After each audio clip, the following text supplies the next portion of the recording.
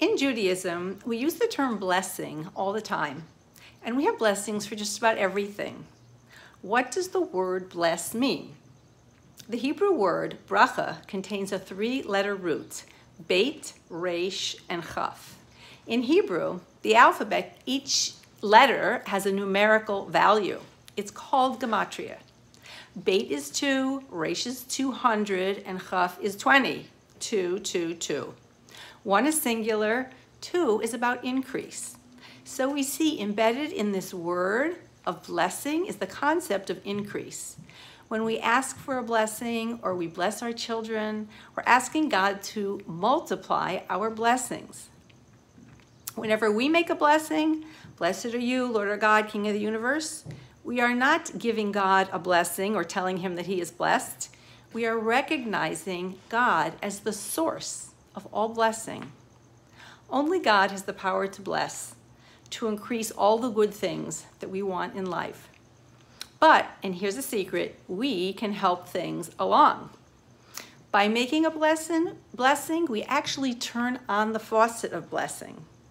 The power of saying a blessing is that we can initiate or increase the flow. The blessing we give to our children on Friday night is the same blessing that God told Aaron and the Kohanim, the priests, to use to bless the entire Jewish people. The text of this is straight from the Torah portion, Naso, and it goes like this. May God bless you and watch over you.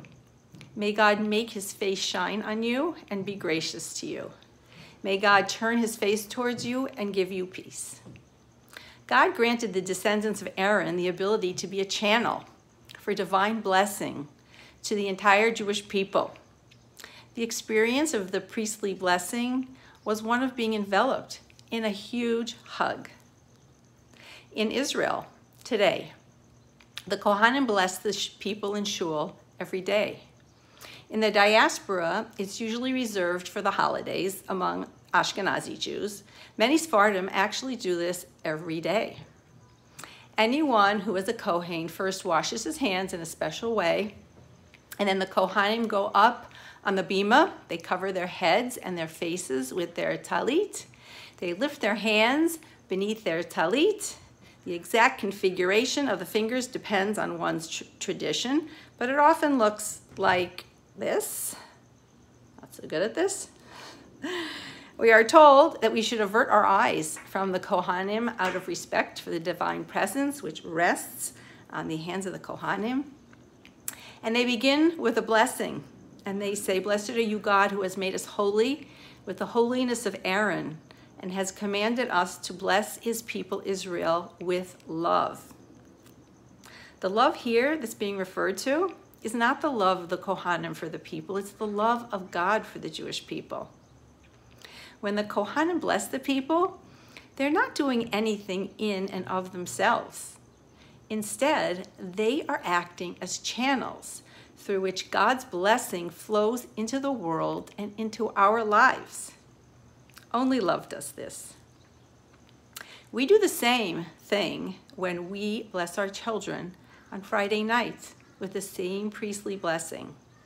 We are being conduits through which blessing comes to our children.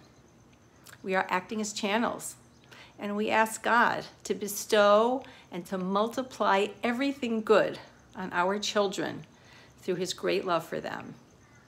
To be blessed is to know that we are loved by our Father in heaven. An important part of the experience of being blessed for our children is that they should know that God loves them and wants to give them everything good.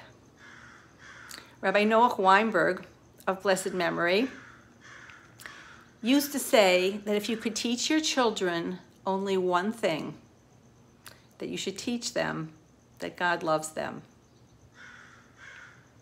It's the most important teaching in all of Judaism. So the experience again of being blessed on Friday night for our children would be feeling our love for them, in our desire to be the conduits of blessing, and also they should feel God's love. Shabbat Shalom.